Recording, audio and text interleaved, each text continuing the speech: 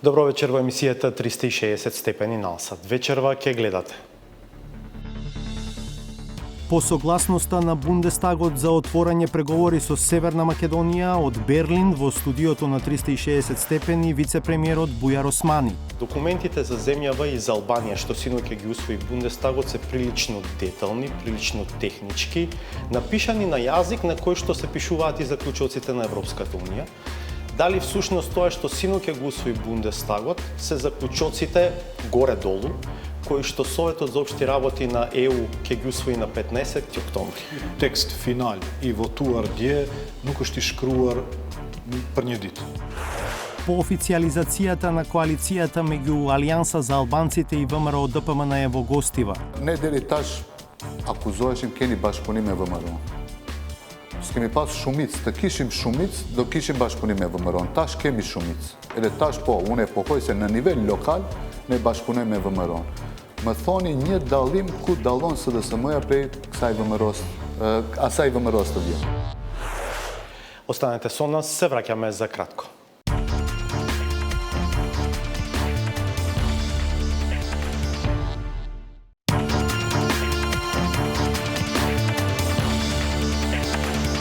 Гледате 360 степени. Дали одлуката на Бундестагот со кој дава зелено светло на владата на Ангела Меркел да се согласи со почеток на преговори со Северна Македонија е дефинитивен знак дека тоа и ќе се случи во октомври или сепак се уште не е се завршено, особено околу ставот на Франција.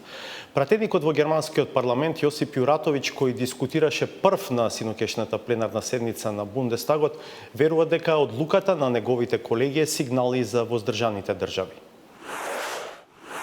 Mislim da je puno bitnije činjenica da za one zemlje koje su još nesigurne da je ipak njemački Bundestag kao, barem što se tiče pitanja najveće države i možda i ekonomski najmoćnije države u Europskoj uniji, da je to jasno, da je to signal za i ostale zemlje koje još nisu sigurne, ali s time su dobili sigurnost da se stvarno može Sjevernoj Makedoniji dati zeleno svjetlo, ali kao što i uvijek kažem, Sjeverna Makedonija ne smije biti žrtva neke druge zemlje, nego mora biti ocijenjena po svojim zaslugama, ali radi mira, stabilnosti i daljnjeg razvoja demokratskih institucija na Zapadnom Balkanu i lakših razvoja toga je potrebno i uzeti Albaniju u obzir.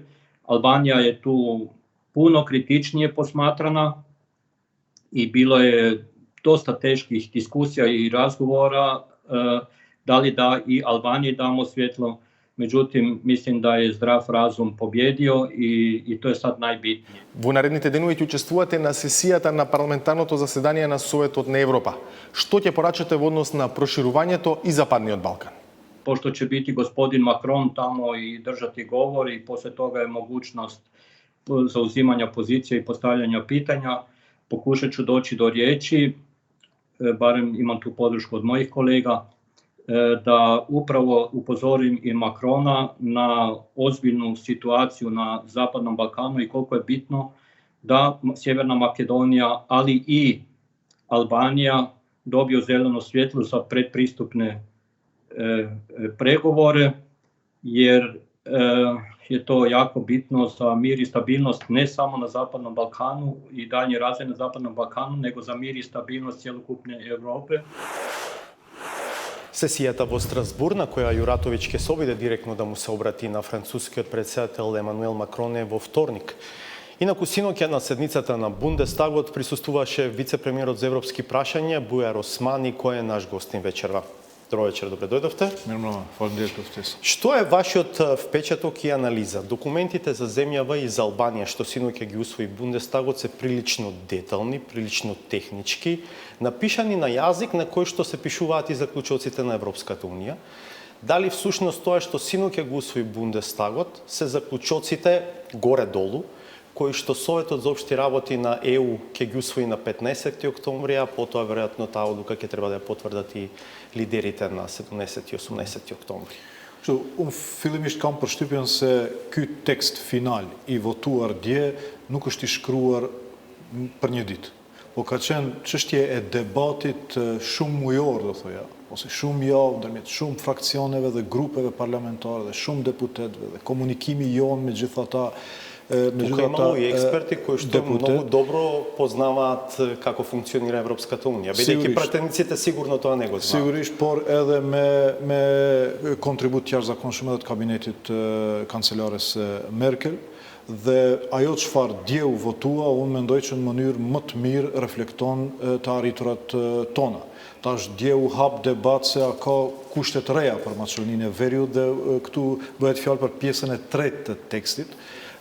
Unë mendoj që teksti ose fryma e tekstit ka pasur parasysh edhe momentin e trajtimit të skepticizmit të disa deputetëve në kuadër të grupeve parlamentare, të cilët kanë shprehur dallimet edhe për Shqipërinë pak më tepër, edhe për ne në momente dura, por më tepër edhe për vendet tjera të cilët duhet pasojnë me vendimin që të qetësohen edhe ata se ky proces i negociatave nuk është proces i thjesht, i pamonitoruar, i pakushtëzuar. Не, услови за почеток на преговори за Северна Македонија нема. Тоа што е напишано таму се очекување за начинот на кој што треба да биде составена рамката за преговори. Kishte disa interpretime dje se a ka kushte të reja, prandaj duhet të qartësoj se nuk ka kushte të reja, por vetëm janë theksuar procedurat aktuale të negociatave, unë mendoj për t'i rahatuar ata të cilët dje kishin dilema eventualisht, se kishte 122 deputet që votuan kundrejt 467 që votuan për, por edhe për t'i qetësuar, unë mendoj për t'u dhënë porosi vendeve anëtare që janë skeptike për të trajtuar kontekstet ose dilemat të qytetarët e vet, të elektorati i tyre. Опозицијата долго ве критикуваше дека свесно сте инсистирале на пакет на Северна Македонија и Албанија, но еве некако оваа одлука на Бундестагот како и вам да ви помага. Сега Бундестагот направи разлика меѓу Северна Македонија и Албанија. И за Албанија вели да, начално се согласуваме владата да се согласи со почеток на преговори, но има многу јасни услови. Под кои услови владата треба да се согласи прво за закажување на првата меѓувладина конференција, а потоа и на втората меѓувладина конференција кога вели ќе се отворат и првите поглавја за Албанија. Shifni, pozicionimi jon vis-a-vis paketit ose ndarjes paketit nuk ka qenë edhe i thjesht. Është përcaktim strategjik dhe i matur mirë dhe i analizuar mirë për pasojat e më të tjeshme ndaj vendimit që do të mirret në tetor, por edhe në raport me Shqipërinë. Unë mendoj që strategjia e Bundestagut Gjerman është strategjia më e mirë, për shkak se çdo tentativë për të na futur ne në tentimin për të shkputjen e paketit mund të nxit situatë të bllokimit nga vendet anëtare të cilët mund të insistojnë në mbajtjen e paketit. Dhe prandaj unë mendoj që ky është terren shumë i rrëshqitshëm dhe duhet shumë kujdes se çfarë pozicionimi duhet të mbajmë ne. Ajo çfarë ne themi është se Komisioni i Bashkimit Evropian ka konstatuar se dyja vendet i plotësojnë kushtet, por dyja vendet duhet të ketë dritë jeshile për çeljen e negociatave. Korniza nuk guxon të shkputet dhe të thehet, kurse brenda kornizës kushte do ketë dhe mund të ketë sa të don. Ashtu se ashtu procesi i negociatave ka shumë kushte në hapjen dhe mbylljen Но сепак да направиме разлика за публиката. За Северна Македонија нема услов за почеток на преговори, за Албанија има услов за почеток на преговори и дури има една меѓуфаза пред отворањето на првите поглавја, што е сепак суштинска разлика. Mirë, po për shkak se e përmendët opozitën, po qëse do kishte dritë jeshile për ne, kurse pengesë për Shqipërinë, hipotetikisht, mund ndonjë vend antar nesër të bllokon procesin e zgjerimit për dyja vendet për shkak të insistimit tyre për ruajtjen e paketit, për shkak vlerësimit tyre se mund të ketë pasoja rajonale. Prandaj kujtoj se çësia është shumë e menduar mirë, e komunikuar me ne gjatë gjithë kohës dhe u jep shans dyja vendeve, mirë po në një proces të vlerësimit individual në bazë të meritave të secilit vend. Pa e rënuar kornizën e Вие не bisedimeve. се разбира човекот што може би треба да го прашам, но еве сепак се чини дека и за Албанија условите се напишани на начин на кој што се остварливи, дека се точно избирани за земјата, ако запне, тогаш може да ги усвои, така што веројатно лесно може да се случи Албанија да остане во овој пакет. Франција се уште не решила како ќе постапи, какви се последните сигнали од Париз, има ли воопшто сигнали? informacionet e fundit që kam nga komunikimet e përfaqësuesve francez në mbledhjet në Bruksel, të cilët veç më kanë filluar në forma të ndryshme, nga COWEB në Coreper dhe pastaj në nivelet tjera, është se Franca ende nuk ka vendim final. Pritet presidenti Macron ditëve në vijim të prenë se çfarë pozicioni do merr Franca, edhe pse qëndrimi i tyre tani është më i zbutur dhe më racional, do thoja, ndaj perspektivës së Maqedonisë Veriut dhe Shqipërisë në përfillimin e bisedimeve. Dhe kujtoj se këtu tani gjitha vendet anëtare në fakt e kuptojnë se ky nuk është një këshill ordiner i Bashkimit Evropian për një vendim administrativ. Dhe këtë po e përsëris në çdo paraqitjen tim, se është vendim historik. Se nëse 2003, samiti i Selanikut, hapi perspektivën për Ballkanin Perëndimor, 15 tetori 2019 mund të mbyll përfundimisht perspektivën e Ballkanit Perëndimor me gjitha pasojat për dinamikën e proceseve brenda, përfshi Prespën, përfshi raportet me Bullgarinë, përfshi raportet ndëretnike, por veçanërisht dinamikën rajonale dhe mesazhet rajonale. Prandaj kujtoj që ka një vetdije për pasojat, dhe unë mendoj që kjo porosi që u dha dje në Bundestag do përcakton edhe tonin e vendimeve të vendeve anëtare të tjera, edhe pse kujtoj se nuk është që nuk ka pasur një komunikim ndërmjet vendeve anëtare gjatë formulimit. Ovde dali praktično wordingot во овие два документи на Бундестагот на некој начин ги адресира овие стравувања за кои што постојано зборува Франција. Дури и документот за Македонија, за начинот на кој што зборува за тоа како треба натаму да се одвива процесот, иако да, ова е стандардната процедура која што досега испробана на овие земји, кој што се дел од процесот, прво се отвораат поглавјата 23-24, се бара акциските планови кои што Европската комисија ќе ги подготви за овие две поглавја да бидат прилично детални со рокови, и има уште едно интересно барање, вели да не се отвораат други поглавја пред да се исполнат условите поставени во тие акциски планови. Дали за Македонија, визави францускиот став, ова може да биде доволно? Mirë po, nuk thot pa mbylljen e kapitullit 23 dhe 24, por pa përgatitjen e një plan veprimi preciz për kapitullin 23 dhe 24. Që mendoj që është ne vellam da se zatvorat tuku akcijskite realizueshme dhe mendoj. Unë prandaj thash që ky tekst ka kaluar në për proces të koordinimit të çdo deputeti individualisht. Se cili me dilemat e veta dhe se cili me skepticizmin e vetë.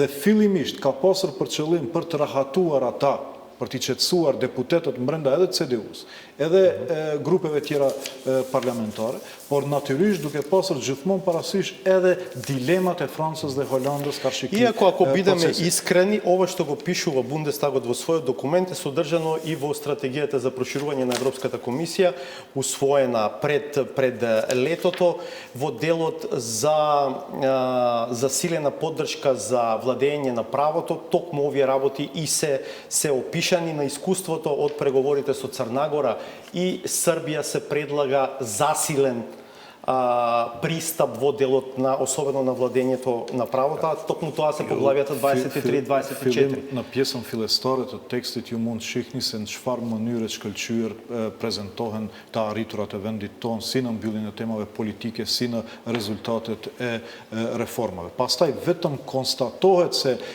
principet fundamentale të shtetit të së drejtës do jenë në fokus të fillimit bisedimeve.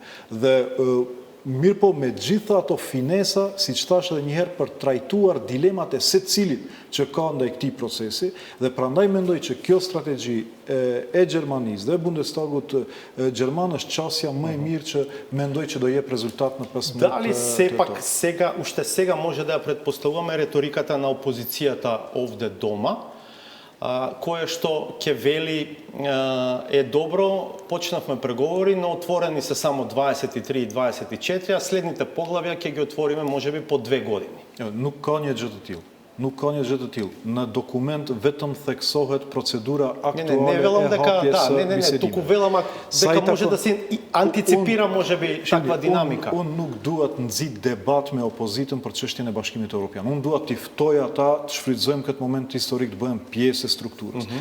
Janë dyert e strukturës negociuese të hapura për opozitën në parim të barabartë me ne të bëhen pjesë e procesit. Dhe do e kisha shfrytëzuar këtë moment, por edhe çdo paraqitje tjetër, për të apeluar, ta ngrisim procesin e eurointegrimit si proces mbipartijak, si proces supra-kombëtar, do thoja, për shkak se është përcaktim strategjik i elektoratit të gjitha partive politike. Kjo shans ne nuk guxojmë ta Što je lëshojmë. со Холандија, господине Османи? Нема закон, нема нов закон за јавното обвинителство, некако застана ентузијазмот во преговорите меѓу едната и другата работна група. Предадени се предметите од ЦЈО на редовното обвинителство, обезбеден е нивни континуитет на некој начин, но интересно е дека, например, вашата партија сметаше дека тој трансфер е незаконит. Po, fillimisht milioni për çndrimin e Holandës, për shkak se Holanda ka një mocion të pranuar kundër Shqipërisë para disa muajve, kurse për ne ka mundësi ligjore për të përkrahur fillimin e bisedimeve. Dhe këtu kanë qenë dilema se si do pozicionohet tani Holanda me këtë vendim të parlamentit karshi paketit. Mirë po, ajo çfarë ne kemi si informacion është se qeveria holandeze mund të merr vendim edhe përkundër pa kaluar edhe një herë në për procedurë parlamentare, që mendoj që e lehtëson tani qasjen e këtij debati, do ketë shkputje apo nuk do ketë shkputje. Sa i takon ligjit, unë mendoj që përveç që ligji duhet miratohet para 15 tetorit, për dy arsye.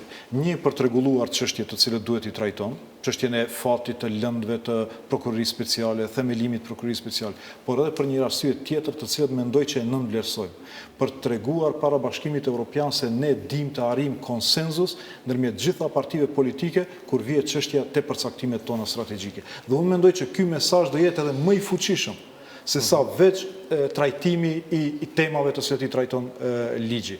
Natyrisht se ka një çndrim të fundit të Holandës se më të rëndësishme janë parimet e ligjit se forma e ligjit, por unë kujtoj se edhe dua të ftoj partitë politike këto 18 ditë të mbetura t'i shfrytëzojmë për ta miratuar ligjin, për shkak se do e kemi edhe një adut shtesë edhe për Francën, edhe për Holandën, për t'i trajtuar ata dilemat e mbrëmshme që i kanë në vendet e tyre. Го чухте случајот рекет некој да ви го спомена на средбите што заедно со премиерот ги имавте во Њујорк, бидејќи во Берлин дојдовте од Њујорк? Më pak në New York, po në vizitat paraprake natyrisht dhe atë nuk kemi lejuar ne që ata të ngritin këtë çështje, kemi ngritur ne që nga fillimi, për të treguar se kjo situatë krize në për cilën kaloi Prokuroria Speciale realisht mund të shfrytëzohet si mundësi për të treguar se institucionet e drejtësisë me reformat të cilat i kemi miratuar gjatë viteve të fundit nëpërmjet planit 369 dhe planit 18 janë maturuar mjaftueshëm ose janë pjekur mjaftueshëm që të trajtojnë edhe temat me kompleksitetin e tillë siç është çështja reket ose zhvatje. Prandaj nuk kemi çka frigohemi ose shqetësohemi para vendeve anëtare përderisa prokuroria vazhdon me trajtimin serioz të paanshëm të këtij rasti, pavarësisht se ku mund të jetë. Имате опозицијата која вели дека обвинителството не соодветно ја води истрагата околу тој предмет. Unë mendoj që duhet të presim se si çfarë epilogu do ketë kjo çështje, por do të dinë edhe prokuroria dhe gjithë se është ky rast është i monitoruar nga secili vend i Bashkimit Evropian dhe presin dhe e trajtojnë si test final para vendimit të 15 тetorit. Вие бевте присутен на средбата на премиерот Заев, прва негова средба со грчкиот премиер, новиот грчки премиер Мицотакис. Во каква атмосфера помина таа средба, што е вашиот впечаток и каков ќе биде односот на Грција кон евроинтеграциите на земјава? Mendoj që ishte takim shumë miqësor, shumë pozitiv, edhe pse më shumë kur të asëm fillim për të njohur njëri tjetrin, dhe unë mendoj që në periudhën vijim do duhet kontakte sa më të shpeshta për të afruar me njëri tjetrin. Pozicionimet janë parimore, se marrëveshja e Prespës është dokument ndërkombëtar i cili duhet të respektohet pavarësisht dallimeve që mund të kenë forcat ndryshme politike ndaj atij dokumenti, por derisa ai është në fuqi, ai duhet të respektohet dhe unë mendoj që ky është një pozicionim parimor i cili do të lehtëson edhe raportet tona bilaterale. На каков начин беше кажа на позицијата дека се инсистира на доследно спроведување на договорот во смисла на напредувањето на земјата во евроинтеграцијата? Unë mendoj që kjo nuk është vetëm çështje që del nga takimi, po edhe nga komunikimi i përditshëm me palën greke, kërkohet një vëmendje e veçantë në implementimin e dispozitave të ligjit.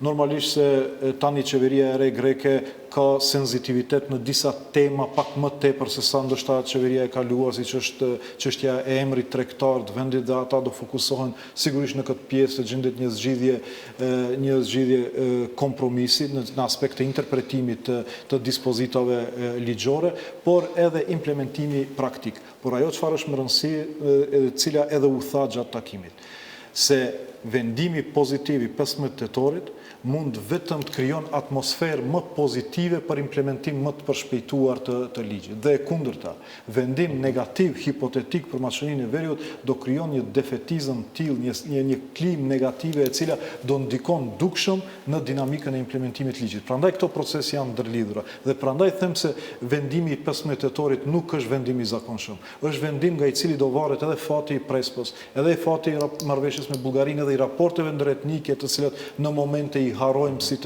të tilla, po jam i sigurt se një mesazh negativ nga atje mund të ndikon negativisht. Dhe në këtë frymë ishte edhe takimi, po veçanërisht u dha fokus në bashkëpunimin ekonomik dhe mundësinë për bashkëpunim ndërmjet kompanive. Добро, толку за вечера. Благодарам што бевте дел од 360 степени.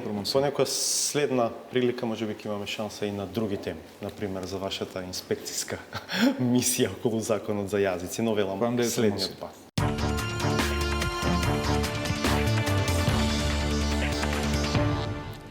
Арбен Таравари, градоначалник на општина Гостивар и генерален секретар на партијата Алијанса за албанците, гостин вечерва во 360 степени. Добро вечер, добре дојдовте. Добро вечер, добро ве најдов. Какво ви е сега чувството откако успеавте да формирате мнозинство кое што ве поддржува во Советот на општина Гостивар?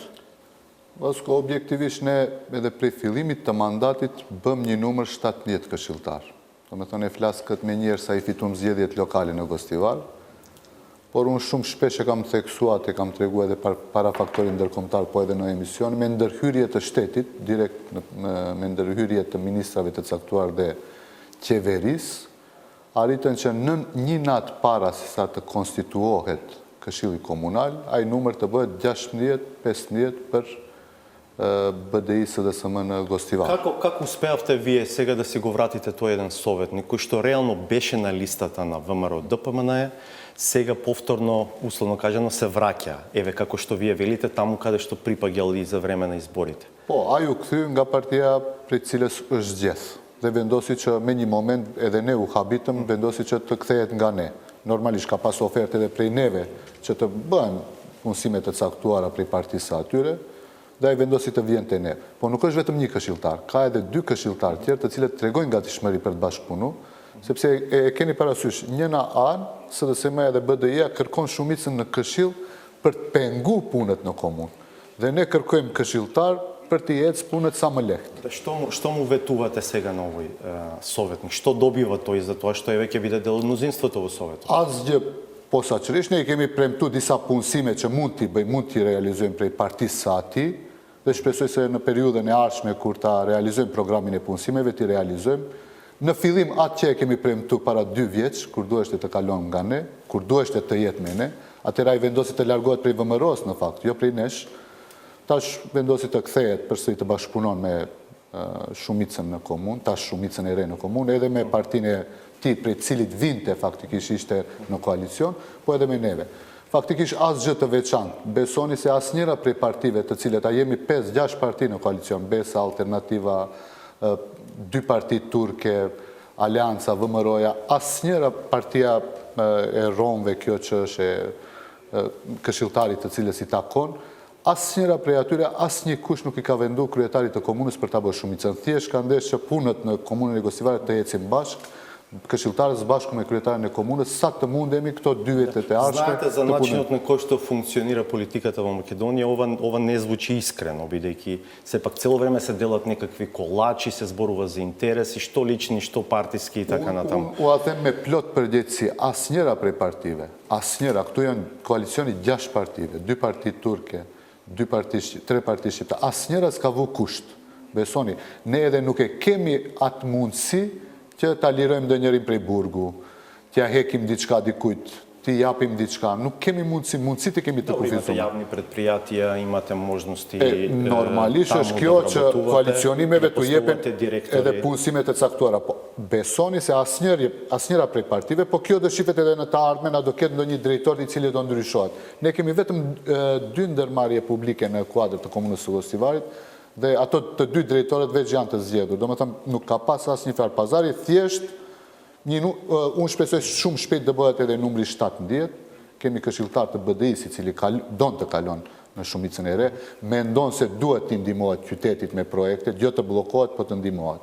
Po koha do ta tregon të vete. Колку по процедура го направивте изборот на новиот председател? Повеќе ве прашувам, например, еве во оваа смисла. Комисија за прашање, верификација, избори и именувања. Се бара составот неизин да биде со пропорционална застапеност на партиите застапени во Советот. Комисијата која што го предлага новиот председател Бесим Мемеди е од партиите од мнозинството. Не, от алиансat. Praktikisht Besim Mehmeti është prej aliansës. Не, комисијата велам.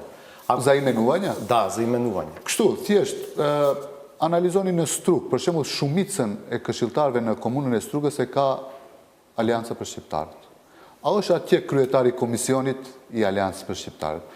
Komunën e Brvenicës, gjithashtu shumicën e këshilltarëve e ka Alianca për Shqiptarët. Јас претпоставав дека така ќе ми одговорите, но нели вие сте различни? Absolutisht, Па absolutisht. зошто не направивте комисија која што ќе биде Po пропорционална? komisioni i përfaqëson të gjitha partitë politike, nuk ka prej asnjë partie politike Не, mos ketë. ова што го предложила Бесим Мемеди е составено од партиите кои што се сега дел од новото мнозинство. Ka propozim edhe emër të këshilltarit të SDSM-s dhe BDI-s, po ato e lëshun mbledhjen, shkun edhe nuk mundemi tash. Një vend e kemi lënë shprazët.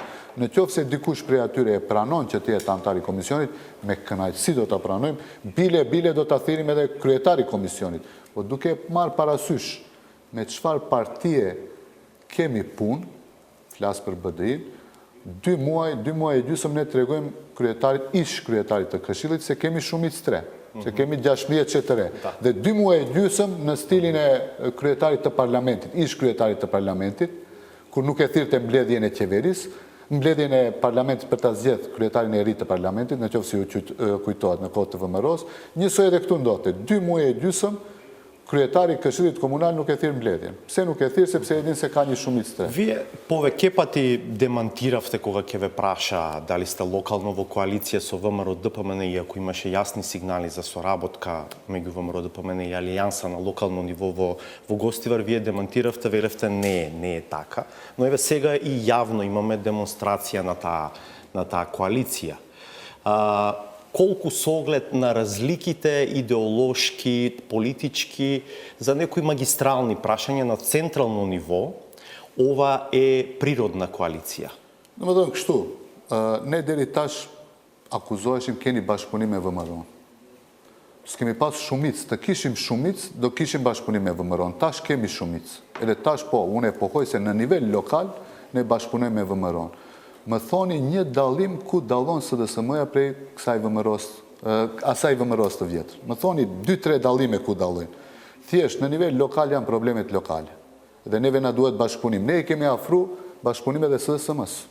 Unë komunikoj në Gostivar. Дали добро ве разбрав, сметате дека СДСМ и ВМРО се исти во магистралните правци, например за НАТО, за прашањето за името, за односот кон албанците, за односот кон јазикот, за Европската Унија, исти се? Po, kryesia e re e VMRO-s në nivel lokal, unë flas në Gostivar, kryesia e VMRO-s është e orientume për t'i ndihmu komunës së Gostivarit.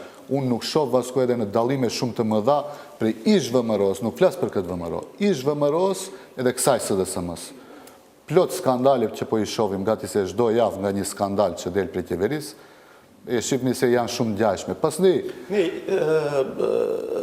Факт е дека може да се дискутира на планот на владење, на право, на корупција, и така натаму. Јас се прашав за овој еден друг корпус на прашање. Da. Do me thënë, unë e them kështu, për shembull, për SDSM-n është Mukovski okej, Elizabeta Kamçeva është okej, Nikola Todorov është okej. Pse? Pse bashkëpunon me SDSM-n.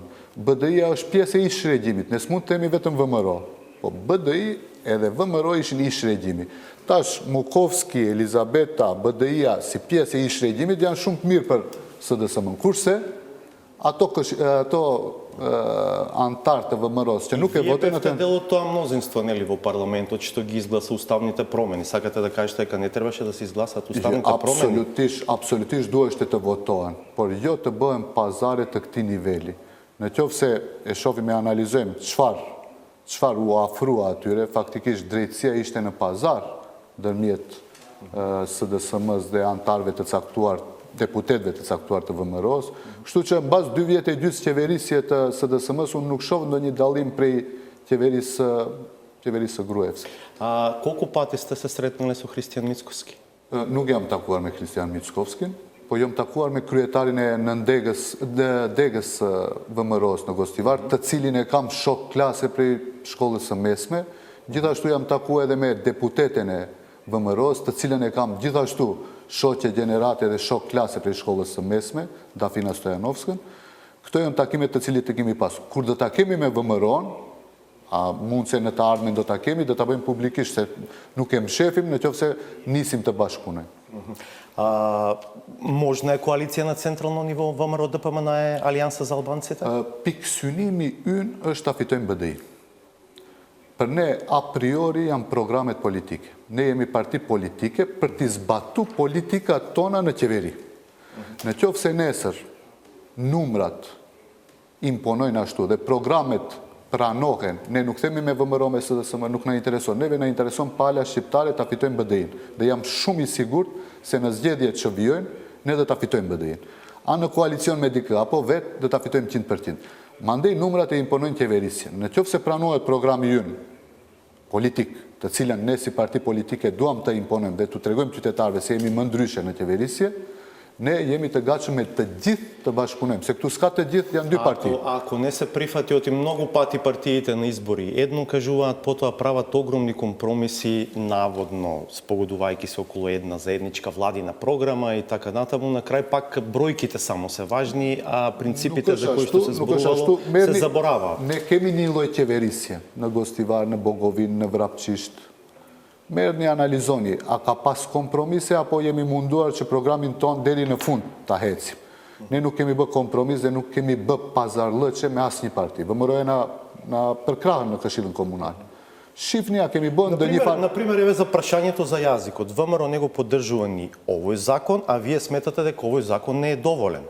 Тоа се диаметрално спротивни позиции околу законот за албанскиот јазик, за статусот на јазикот. Ne mendojmë se gjuha shqipe duhet të jetë pjesë e kushtetutës. Тоа велат. А тие велат дека дури овој закон е многу и дека në qoftë se nuk arrim që të gjejmë gjuhë të përbashkët, që mund se në faza ajo, por deri në fund të mandatit të realizojmë pikët kyçe të programit ton, as që diskutohet. Ne e dini, ishim partie vetme në historinë e Maqedonisë 28-9 vjet, flas parti shqiptare, e cila ishte në qeveri, i thuashte urnoni një ministri tjetër, thamë faleminderit, vazhdoni, se tash bile, kur e analizojnë në retrospektiv, mirë që dolëm, se do kompromitoheshim dhe do bëheshim pjesë e kësaj që ndodh tash në qeverinë e Republikës së Maqedonisë Veriut. Како треба да ја разбереме оваа порака што ја објавивте по средбата со првенци на самоопределување од Косово? Вие сега навивате за самоопределување на изборите во Косово? Unë flas si person, si Arben Taravari, po.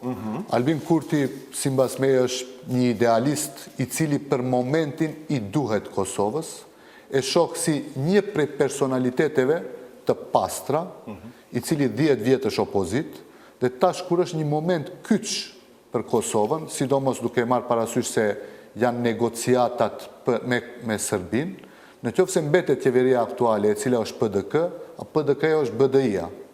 BDI-ja në Kosovë quhet PDK.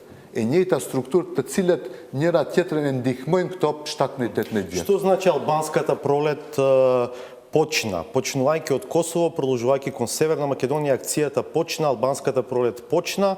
Во име на ова ги повикувам сите албанци во Македонија да го поддржат самоопределување на Косово. Po, do me thënë, ndryshimet politike të shqiptarëve, se kishte edhe keq interpretime të kësaj, ndryshimet politike të shqiptarëve në Ballkan nisin prej Kosovës. Në 6 tetor unë shpresoj që kryeministri i jashtëm i Kosovës të jetë zotëri Albin Kurti. Në qoftë se ka ndryshime në politikë, shpresoj se po, sipas të gjitha anketave duket se ajo është në epërsi së bashku me LDK-n do ta bëjnë qeverinë e ardhshme, ajo do ketë impakt direkt në Maqedoni. Pse e them këtë impakt direkt? Pasi që u thash, PDK dhe BDI janë një strukturë e njerëzve të cilët i kanë organizuar të gjitha pislëqet që ndodhin në Maqedoni dhe Kosovë 15 vitet e fundit. Këtë e them publikisht dhe me plot përgjegjësi. Të gjitha gjërat të cilët janë kriminele, edhe në Kosovë, edhe në Maqedoni janë bërë prej këtyre strukturave të cilët quhen dy parti të ndryshme, por me një ideologji të përbashkët. Në këtë kontekst e them faktikisht ndryshimi do nisën në Kosovë, prej andej dhe ketë impakt mbani mend 6 muaj deri 12 muaj do ta keni edhe ndryshimin e BDI-s në Maqedoni. Го поддржувате тој дел од идеологијата на самоопределување кој што вели дека сите албанци треба да се обединат во една држава?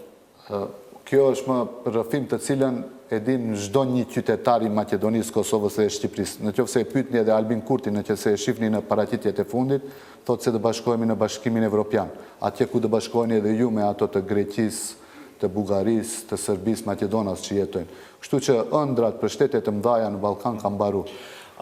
Слушнав уште нешто, вие ќе кажете дали има вистина во тоа, можно е ребрендирање на Алијанса за албанците на начин на кој што ќе стане, како да кажем, идеолошки партиски поблиска со самоопределување? До ниво на дури на преземање на името? Jo, absolutisht jo. Domethënë këto janë dezinformata, ne jemi parti autohtone, do ta vazhdojmë aktivitetin ton.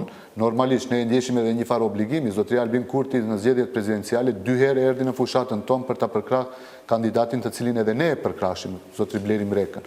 Edhe ne ndjejmë si një farë obligimi si parti politike, në qoftë se kemi impakt pozitiv në Kosovë të ndihmojmë aq sa mundemi. Përndryshe nuk përzihemi si parti, as që duam ti përzim punët tona. Ato do ta vazhdojmë punën në Kosovë, ne vazhdojmë në Maqedoni. Ќе се обидете ли тоа што го постигнавте со Блери Мрека на председателските избори, со него и заедно со Беса на некаков начин да го копирате или да го имплементирате и на парламентарните избори, кога и да бидат тие? Absolutisht, do me thënë, ka frym trep, ju e dini me siguri se ka aderime të mëdha në Aliansë për Shqiptarët, me sondazhet e reja, Aliansa për Shqiptarët dhe BDI-a në aty. Në qoftë se anketoni më shumë se 1000 anketues shqiptar, Aliansa bile është para, diçka para BDI-s, në zonën zgjedhore 6 dhe 5 është absolutisht vetë para, por ne me siguri do bëjmë edhe koalicionin. Kapacitetet koalicionuese të Aliansës janë absolutisht më të mëdha se të BDI-s. BDI-a për momentin mund të bashkëpunon vetëm me PDSH-n e zotërit Taçit, me asnjë parti tjetër. Kurse ne jemi në një situatë që do të tentojmë, në qoftë se ndryshohet kodi zgjedhor, do të tentojmë që të jemi më shumë parti, që фиторија тие колку од евентуална промена на изборниот модел ви зависат овие калкулации. Вие рековте дека се залагате, ако добро следам, за 8 изборни региони. Do me thënë, ne kemi angazhuar në parti grup ekspertësh, të cilët punojnë. Grup ekspertësh të cilët kanë përvojë nga zgjedhjet nga 1990 deri sot. Dhe jemi tu i shqyrtu, 8 është si propozimi ynë, por jemi tu i shqyrtu edhe 6, edhe 3, edhe 1. Presim që definitivisht grupi ekspertëve nga Aliansa për Shqiptarët të del. Po në esencë, tetnjësi zgjedhore na pëlqen si zonat zhvillimore ekonomike që janë të ndara në Maqedoni, por do t'i shohim përsëri, nuk jemi se insistojmë vetëm me këtë, por insistojmë në hapje të listave zgjedhore. Kjo është shumë domethënëse. Но секако сте против една изборна единица или оставате простор и да се согласите и за една? Për çdo gjë mund të bisedojmë. Do me thënë, jemi të gatshëm të besojmë. Ne e dham si një propozim. Nuk do të thotë se patjetër ne imponojmë edhe nuk kemi numra në parlament për të imponu diçka. Po si ide na duke ishte e mirë.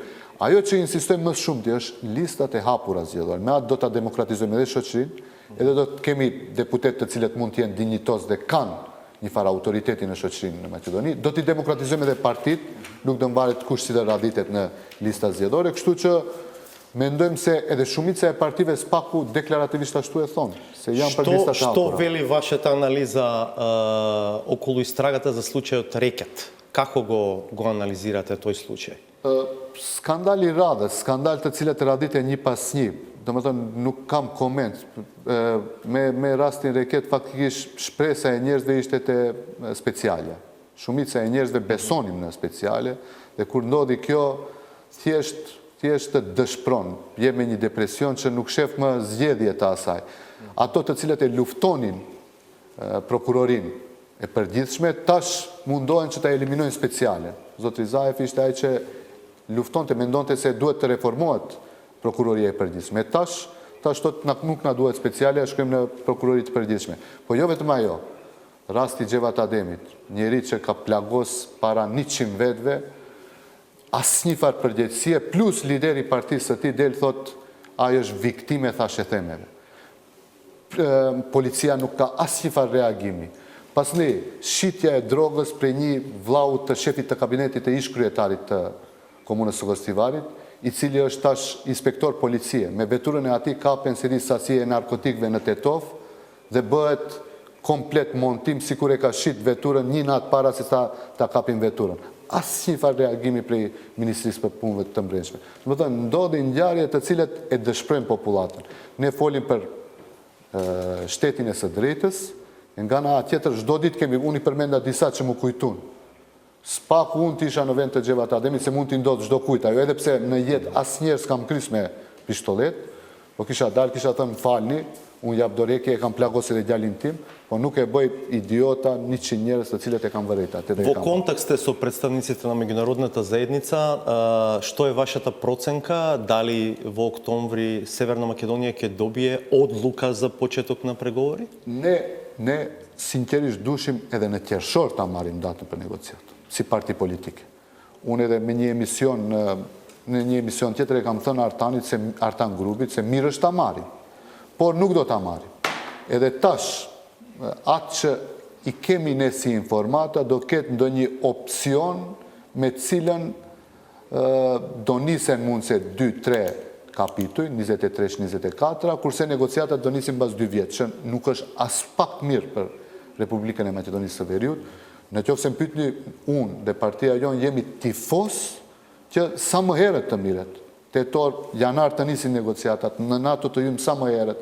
Edhe ne jemi, edhe i kemi ndihmu, atë sa kemi mund me 2 dhe 3 deputet, që ky proces të ecën. Kjo në të mirën e të gjithë qytetarëve të Republikës së Maqedonisë së Не Veriut. за друго, ако имате амбиција да бидете дел од идната влада, важно и за вас тоа.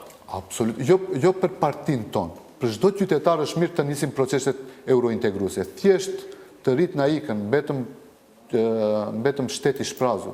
Në qoftë se vazhdon ky trend kështu i dëshpërimit të njerëzve, thjesht nuk e di në qoftë se nuk marrim datë si do jetë situata në Maqedoni. Si qytetarët e Republikës së Maqedonisë së Veriut do ta përjetojnë atë. Добро, благодарам што бевте дел од 360 степени. Faleminderit për ftesën. Овде не е крајот, по уште една пауза е саботажата. Бидете насад.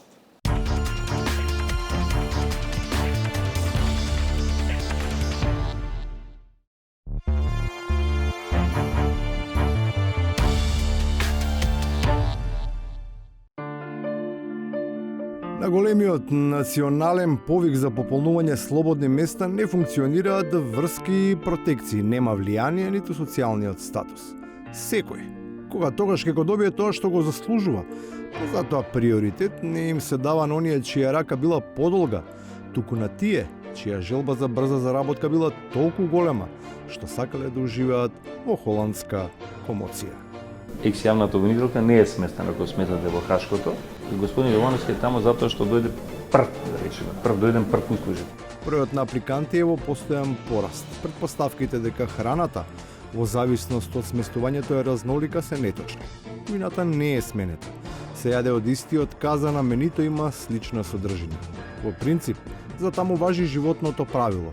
За тоа што си сеел, тоа и ке жнееш. Факт е дека политиката си е утна работата, се дружиш со погрешни луѓе и за тоа ќе се го извинете на изразот, ќе се го крка. Тие стомаци кои не се навикнати на таква исхрана ќе мора да се прилагодат на тој режим. На тие што се надвор тешко им оди да го сварат, камоли на тие внатре што секојдневно се принудени да имаат такви оброци. Тоа е тешко бреме кое нивното кревко тело сепак не може да го издржи. Нон-стоп повраќа, нека се смеат, мислам, владетелите на правото кога велат дека можеби е труден, па затоа повраќа. Значи нон-стоп повраќа, нон-стоп паѓа. Се разбира, тоа не подразбира ниту диета, уште помалку чистење од и тоа кај нас веќе станува проблем, бидејќи мажите се почесто сакајќи да се фатат за работи кои традиционално не им се во половиот делокруг. Фатално страдаат од пустата желба да ја преземат улогата која не им припаѓа. На клиникава за токсикологија како резултат на вдишување на пареј нема веќе само жени како што беше порано карактеристично, се повеќе и мажи завршуваат после чистење на санитари и така натаму. Колтањето државна пареја веројатно до неодамна не беше видливо поради големиот чад од амазонските прашови. Акцијата за нивно гаснење придонесе пак пред очите на јавноста да стане визибилна веројатно најневажната позиција на светот, чие најавено повлекување предизвика мал пожар во кругот на најблиските. Инаку во експертските кругови ова се толкува како апсолутен пораз на македонската дипломатија со особен акцент на затворањето на амбасадата во Бразилија. И на крајот, за уште еден пораз овој пат на оној што во отсуство на вистинска судница, на јавна сцена и пресуди на нашата емисија, прогласувајќи ја за мртва. За среќа, реалноста е сурова.